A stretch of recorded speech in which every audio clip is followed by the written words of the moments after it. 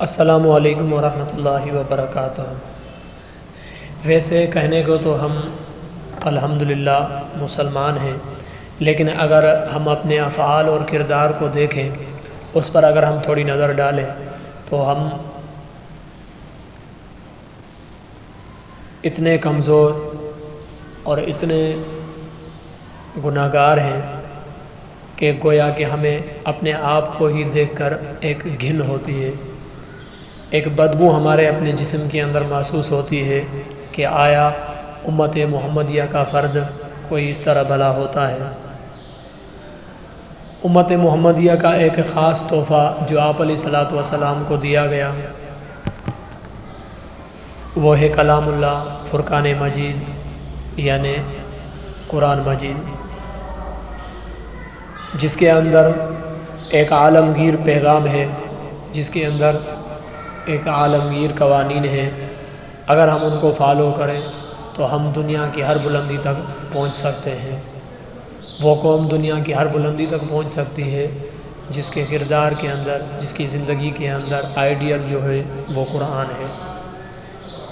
افسوس کی بات یہ ہے کہ ایک تو ہم اس قرآن کے قریب بھی نہیں جاتے، دوسرا یہ کہ اگر کوئی قرآن کے پاس قریب بھی جاتا ہے، اگر کسی کا مشغلہ، کسی کا کام ہر وقت قرآن ہی قرآن ہے، قرآن کی تلاوت ہی ہے، تو وہ بھی بیچارے اس بات سے ناآشنا ہوتے ہیں کہ قرآن کا حق پورا کس طرح کیا جائے گا، قرآن کی تلاوت کا حق پورا کس طرح کیا جائے گا۔ تو لہذا وہ بھی اس بات کے اندر، اس حق کا ادا کرنے کے اندر بہت ہی پیچھے ہوتے ہیں۔ کئی قرآن کی تلاوت کے اندر غلطیاں کر لیتے ہیں، جس کی وجہ سے وہ تلاوت باعث ثواب تو دور کی بات بلکہ باعث گناہ، باعث وبال ان کے لیے بن جاتی ہے۔ تو آج ہم آپ کے سامنے ان چیزوں کو ذکر کرتے ہیں، ان کچھ خوبیوں کو ذکر کرتے ہیں جو باعث اجر ہے، جو باعث تحسین تلاوت ہے۔ ہم ان کو آپ کے سامنے پیش کرتے ہیں، ان خوبیوں کو میں آپ کے سامنے مختصراً نقل کرتا ہوں۔ تو اگر آپ تلاوت کے اندر خوبیاں پیدا کرنا چاہتے ہو اور ان خوبیوں کا خیال رکھنا بھی ضروری ہے، کیونکہ آپ علیہ الصلوۃ والسلام نے فرمایا اقرأ القرآن بلحون العرب۔ آپ قرآن کو اگر پڑھ رہے ہو، اگر قرآن کو پڑھنا چاہتے ہو، قرآن کی تلاوت کرنا چاہتے ہو، قرآن کی تلاوت کا لطف اٹھانا چاہتے ہو، وہ مزہ اٹھانا چاہتے ہو، تو پھر آپ اس کو عرب کے لب و لہجے کے اندر قرآن کو پڑھو۔ آپ کی تلاوت کے اندر عرب کا لب و لہجہ ہونا چاہیے۔ بہرحال یہ ساری کون سی خوبیاں ہیں میں آپ کے سامنے ابھی تذکرہ کرتا ہوں، آپ بھی وہ خوبیاں اپنا کر اپنے قرآن کی تلاوت سے ایک فائدہ اٹھا سکتے ہو، لطف اٹھا سکتے ہو۔ تو اس میں ایک خوبی جو ہے، پہلی خوبی جو ہے وہ یہ ہے ترتیل۔ ترتیل کا مطلب کیا ہے؟ ترتیل کی معنی کیا ہے؟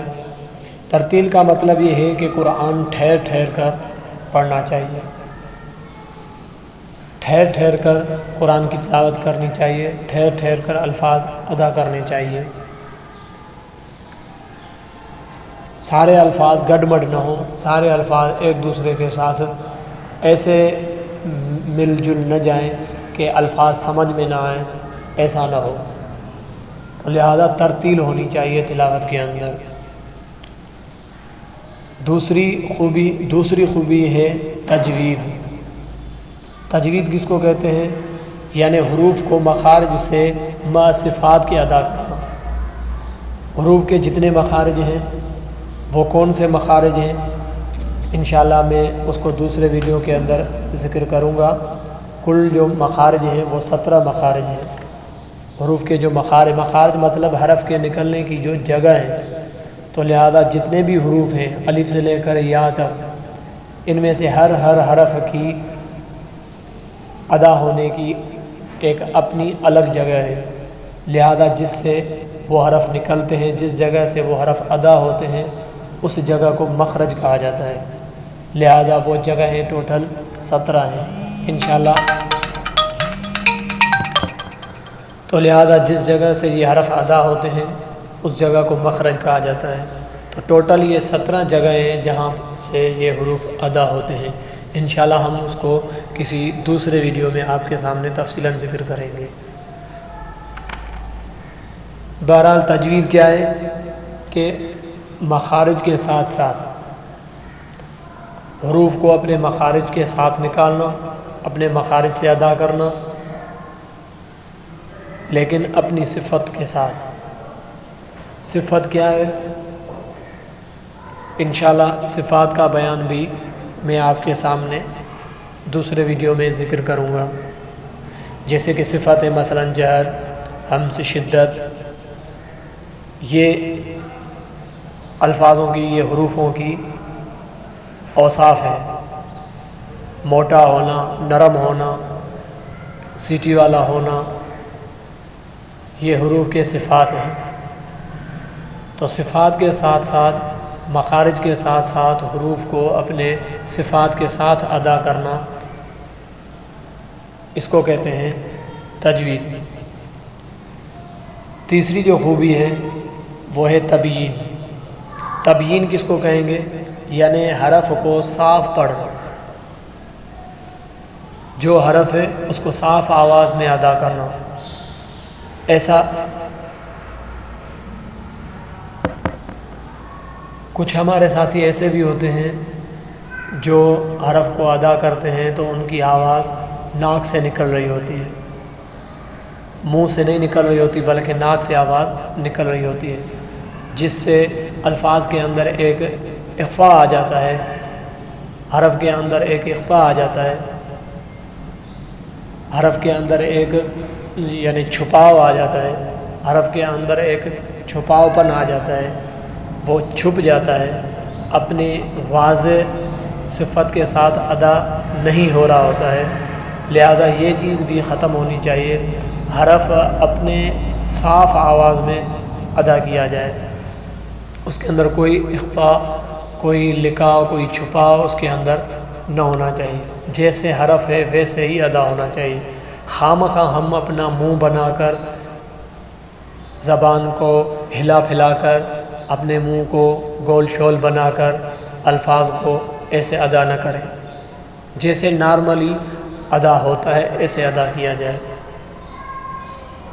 چوتھے نمبر پر جو خوبی ہے وہ ہے ترسیل۔ ترسیل کس کو کہتے ہیں؟ یعنی حرفوں کو ہموار کر کے پڑھنا۔ ہموار کا مطلب یہ ہے کہ یعنی ایک ہی سمت کے اندر آپ کی تلاوت کی جو لائن ہے وہ چلے، اونچ نیچ اس کے اندر نہ ہو۔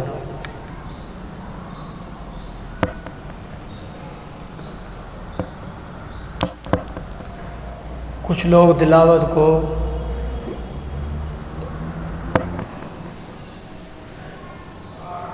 گانے کی طرز پر ادا کرتے ہیں، گانے کا جو لب و لہجہ ہے وہ تلاوت کے اندر استعمال کرتے ہیں، کہ کسی حرف کو، کسی لفظ کو اونچا ادا کرتے ہیں تو کسی لفظ کو نیچا ادا کرتے ہیں، کسی میں آواز بڑھاتے ہیں تو کسی میں آواز کم کرتے ہیں۔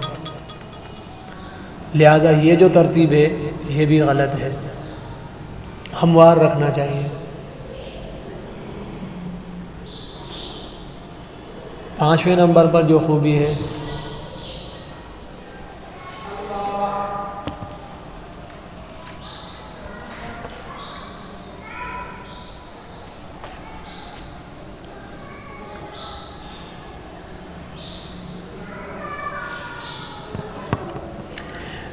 نمبر پر جو خوبی ہے وہ ہے تحسین۔ تحسین کس کو کہتے ہیں؟ تحسین کہتے ہیں کہ لحن عرب کے موافق ما تجوید کے پڑھنا۔ عرب کا جو لب و لہجہ ہے،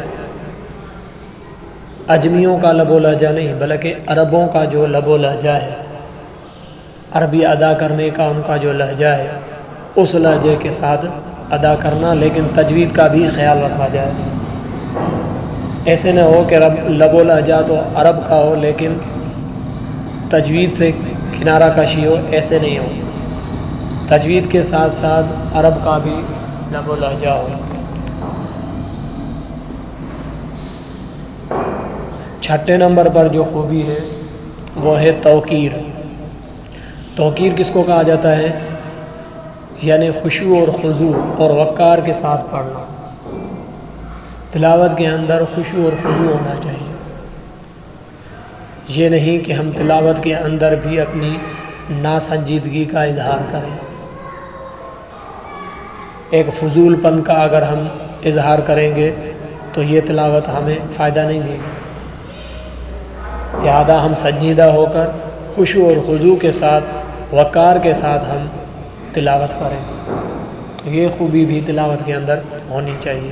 امید ہے کہ آپ کو یہ خوبیاں اچھی لگی ہوں گی۔ اگر آپ اپنی قرآن کی تلاوت کے اندر لطف اٹھانا چاہتے ہیں تو یہ خوبیاں اپنی زندگی کے اندر ضرور لائیں، تلاوت کرتے وقت ان خوبیوں کا ضرور خیال رکھیں۔ اگر بات آپ کو اچھی لگی تو ہمیں کمنٹ کر کے ضرور بتانا، اور یہ اچھی بات دوسروں تک بھی ضرور پہنچانا۔ والسلام۔